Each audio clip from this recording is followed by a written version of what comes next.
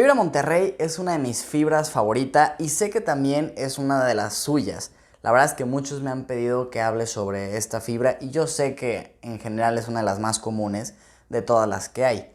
La verdad es que se me hace una empresa muy buena y ahorita lo vamos a ir platicando. Sin embargo, ya en su último reporte trimestral, el de este primer trimestre del 2021, pues se deja ver que de alguna forma sí está teniendo afectaciones y eso pudiera hacer que ahorita quizás no sea tan atractiva para invertir. Pero no te preocupes, vamos a desmenuzarlo todo súper bien en este video, vamos a ver todo lo fundamental, lo cualitativo, lo cuantitativo para que puedas tomar una muy buena decisión.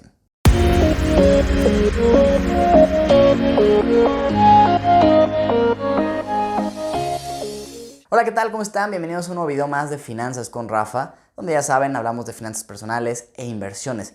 Déjenme decirles que la verdad disfruté mucho preparar este video. Sin embargo, sí me tomó bastante tiempo y sé que me tardé un poco en subirlo. Muchos ahí me andaban poniendo en otros videos de que, oye, ¿para cuándo vas a subir el video de las fibras que prometiste?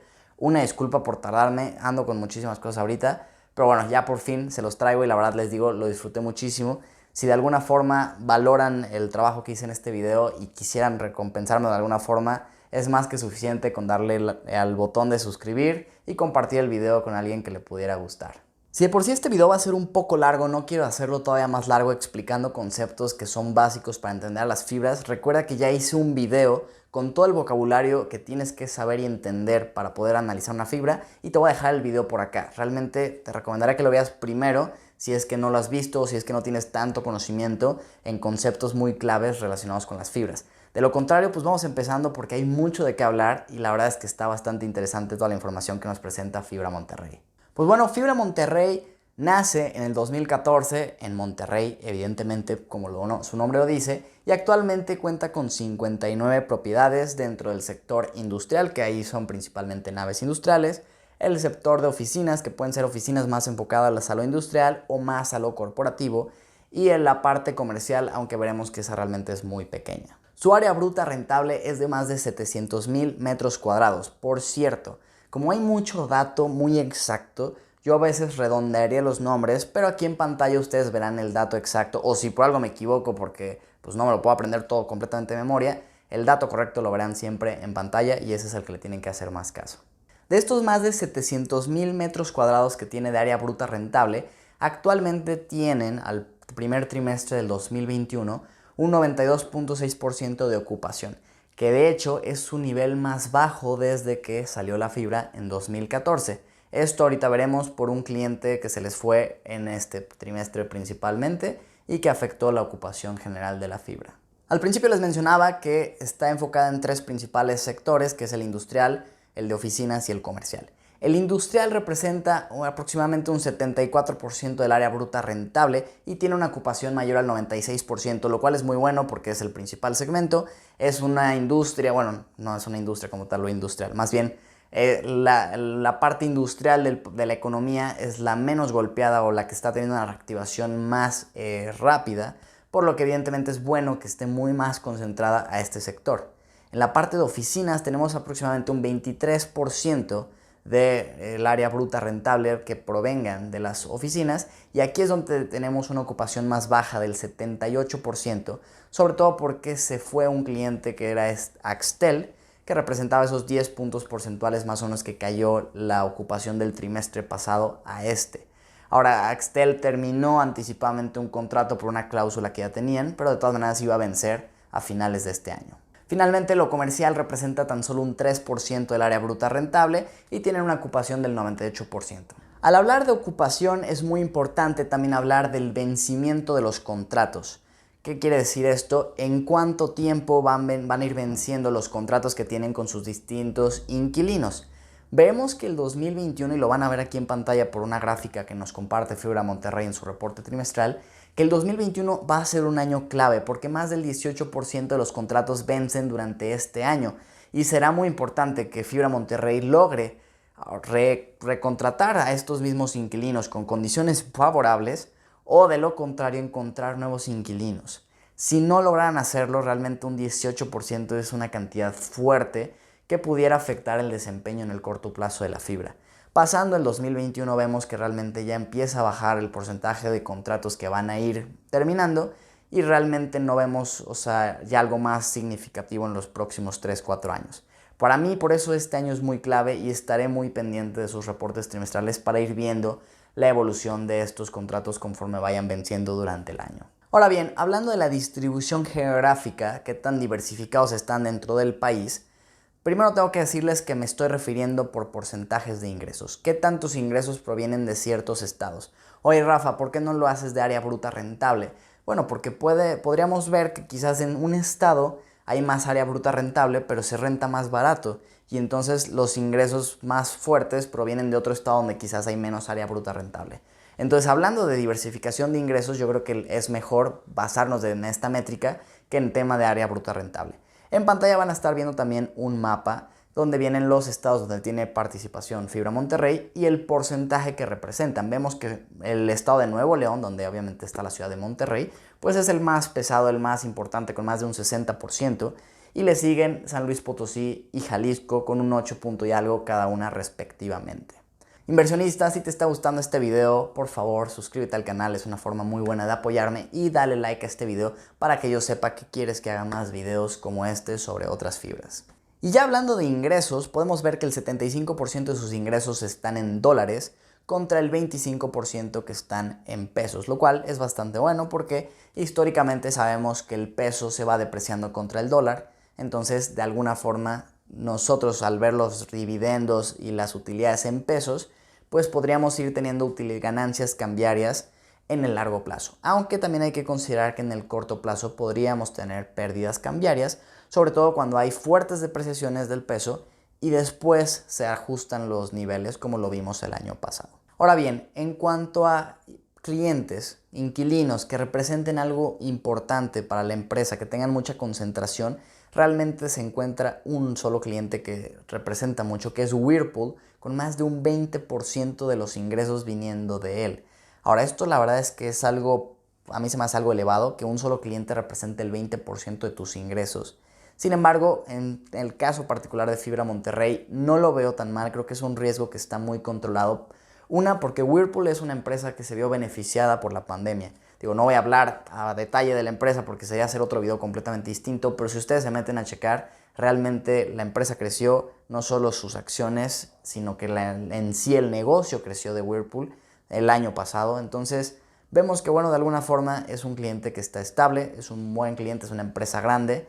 Y a esto se debe principalmente por una adquisición que hizo Fibra Monterrey de una nave que ya rentaba Whirlpool muy grande en Monterrey.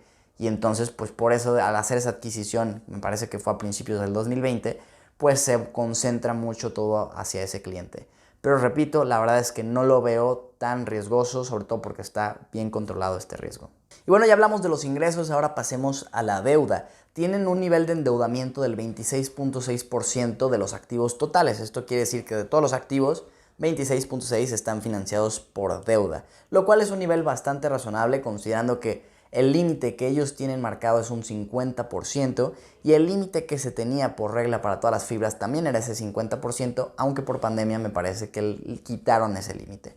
Pero bueno, vemos que tienen todavía margen para endeudarse si lo consideran necesario, si vean oportunidades de inversión, y están todavía en un nivel de apalancamiento bastante sano, bastante razonable. Al igual que con los contratos de inquilinos, también las deudas van teniendo vencimientos en los distintos años. En este caso, la verdad es que no vemos ningún vencimiento de deuda relevante de aquí hasta el 2024, por lo que no habría un pago muy fuerte de capital en los próximos años que pudiera desajustar las finanzas de la fibra. El 83% de la deuda es a tasa fija, lo cual es muy bueno considerando que su costo promedio de deuda es de 4.3%, costo ponderado, ojo. Entonces es bastante bueno desde mi punto de vista porque ahorita el ciclo económico tenderá a que las tasas de referencia en el futuro empiecen a subir nuevamente y Fibra Monterrey ya tiene asegurada deuda a realmente un coste muy barato del 4.3%. Entonces se me hará muy interesante ver cómo puedan jugar con eso en los próximos años. El 100% de la deuda está en dólares, donde ahí sí podríamos ver un efecto quizás negativo por el tema de la depreciación del peso contra el dólar, pero considerando que el 75% de sus ingresos están en pesos, la verdad es que no lo veo como un riesgo también que se pueda salir de control muy fuerte. Entonces, en ese sentido, no me preocupa. Ok, ahora sí vamos a pasar un poco al tema de la evaluación, de ver un poco más los fundamentales numéricos, razones financieras, etcétera, para ver si pudiera hacer sentido, ¿no?, invertir ahorita en Fibra Monterrey. Y de entrada vemos que el AFO por CBFI, que por cierto, si no sabes lo que es el AFFO, recuerda que tengo este video donde lo explico todo a detalle, te recomendaría ir a verlo si no sabes de lo que estoy hablando. Podemos ver que es de 0.208 me parece. Ahora esto si vemos el crecimiento que ha tenido esto en los últimos 5 años, es más o menos de un 4.3%.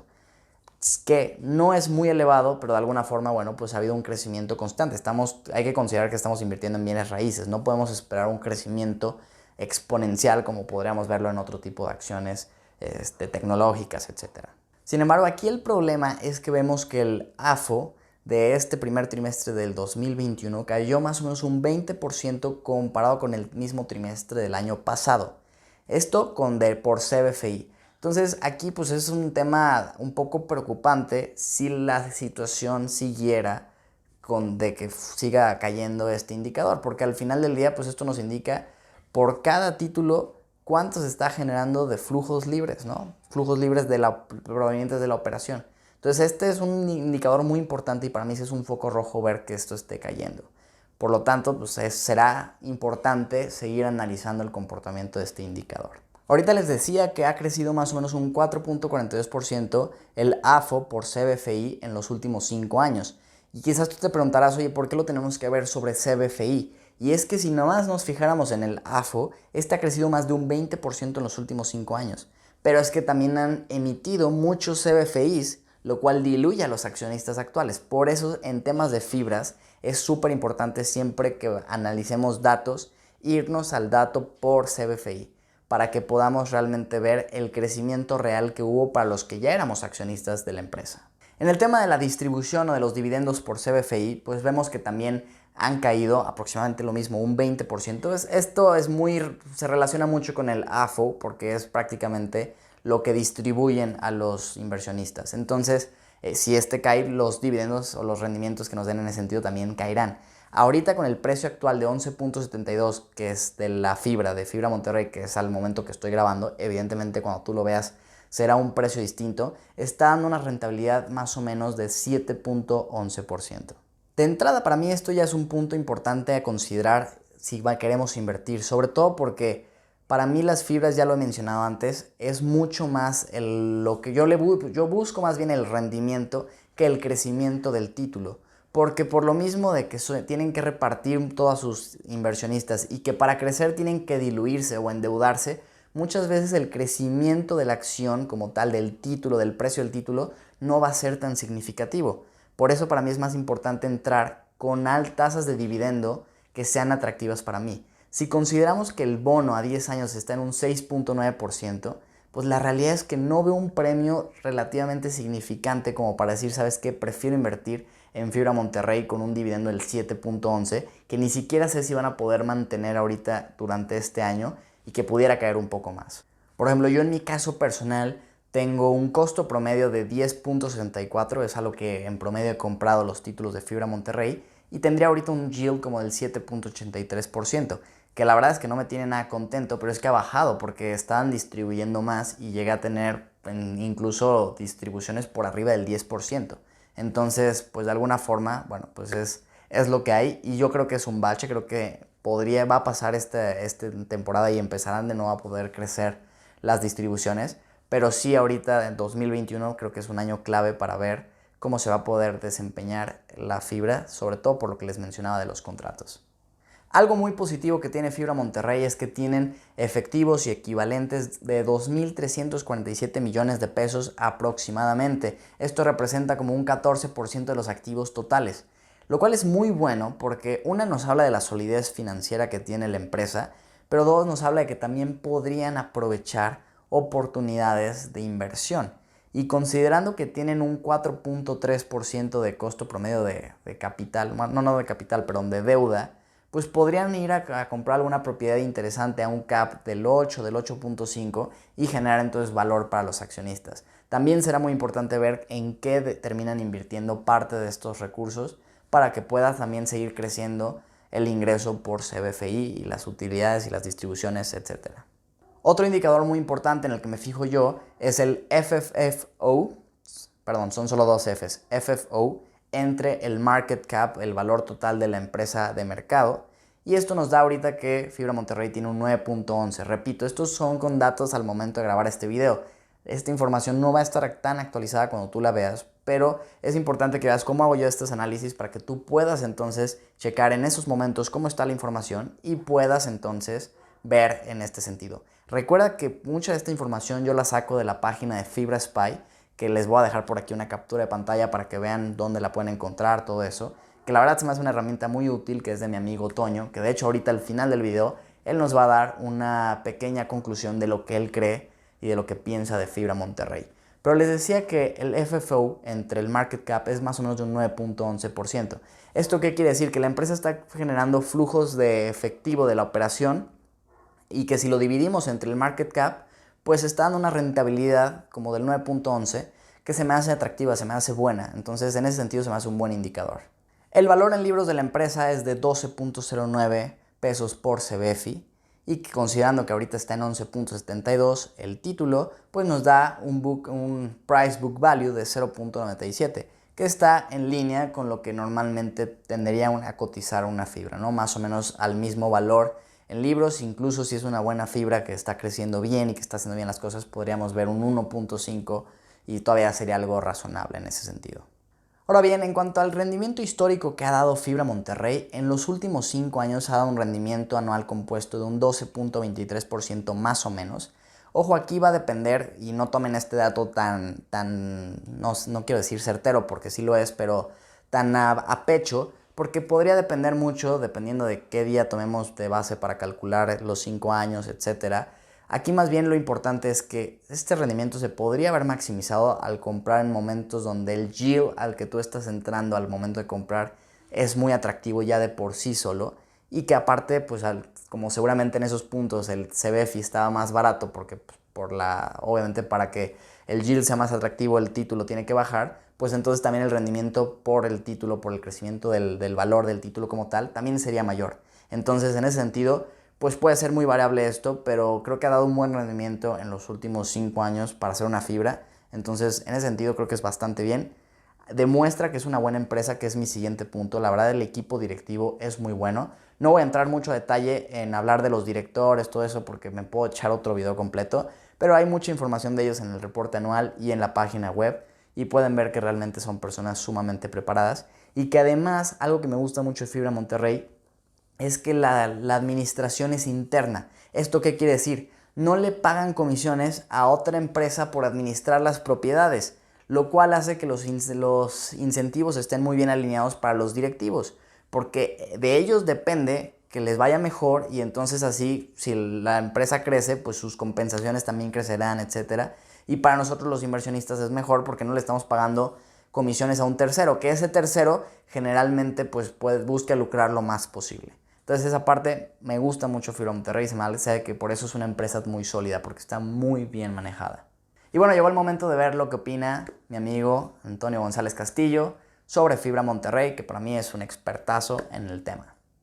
Lo que tú tienes que estar buscando a la hora de invertir en una fibra, y en este caso Fibra Monterrey, es que crezca su FFO por CBFI. En el caso de Fibra Monterrey, pues de un año a otro se redujo 7.4%, ¿pero por qué? Primero, su ocupación cayó del 96.4% al 92.6%. Pero esa ocupación es sana. Digo, nada más cayeron 4 puntos porcentuales. Pero otra cosa que hay que tener en cuenta es ver el efectivo que tienen ahorita en el balance general, que tienen como 2.300 millones de pesos por la emisión que hicieron en noviembre del 2019. Entonces, si todavía no los han utilizado todos. Entonces, ahí hay una gran oportunidad para hacer adquisiciones y que crezca ese FFO por CBFI. Entonces yo lo que hago para ver si le voy a invertir o no una fibra es traer a valor presente mi estimación del FFO por CBFI de aquí a 10 años y los pondero con escenarios.